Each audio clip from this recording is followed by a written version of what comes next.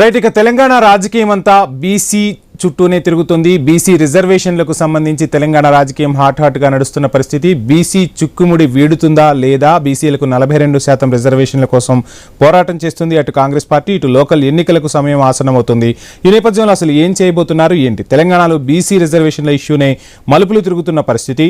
మొన్నటి వరకు 42% రిజర్వేషన్ల అమలుతోనే లోకల్ ఎన్నికలకు వెళ్తామని కాంగ్రెస్ తెగేసి చెప్పింది. కేబినెట్ ఆమోదించిన ఆర్డినెన్స్ కు గవర్నర్ కు పంపింది సర్కార్. అటు తర్వాత రాష్ట్రపతికి వెళ్లిన ఆర్డినెన్స్ బిల్లు పెండింగ్ లో ఉండగా కాంగ్రెస్ ఢిల్లీ వేదికగా నిరసన వ్యక్తం చేసింది. పార్లమెంట్లో వాయిదా తీర్మానం ఇచ్చి జంతర్ మంతర్ దగ్గర భారీ ధర్నా చేపట్టింది. అటు తర్వాత రాష్ట్రపతిని కలిసేందుకు ప్రయత్నించింది. అయినా కుదరకపోవడంతో కాంగ్రెస్ పెద్దలు అయోమయంలో పడ్డారన్న ప్రచారం జరుగుతోంది.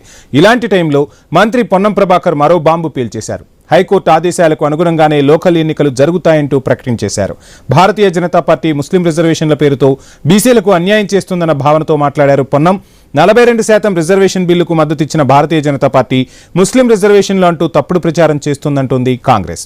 ఇక మంత్రి పొన్నం అన్నట్టుగా హైకోర్టు ఆదేశాల మేరకు ఎన్నికలు జరుగుతాయంటే ఈ 2 నెలల్లో లోకల్ ఎన్నికలు జరిగి తీరాల్సిందే. అంటే ఈ 2 నెలలు బీసీ రిజర్వేషన్ల అమలుకు కీలకమైన సమయం. ఇంతకు బీసీ రిజర్వేషన్లు అమలు చేస్తారా? కాంగ్రెస్ రాజ్యాంగపరంగా బీసీలకు రిజర్వేషన్లు అమలు చేస్తుందా? పార్టీ పరంగా 42% సీట్లు కేటాయిస్తుందా? జీవోలపై ఎవరైనా కోర్టుకు వెళ్తే కాంగ్రెస్ ఏం చేయబోతోంది? విపక్ష పార్టీలకు ఎలా చెక్ పెడుతుంది అన్నదే ఇప్పుడు కీలకంగా మారిన చర్చ. ఇదే అంశానికి సంబంధించి ఈరోజు ఐ న్యూస్ స్పెషల్ డ్రైవ్ చేపట్టింది.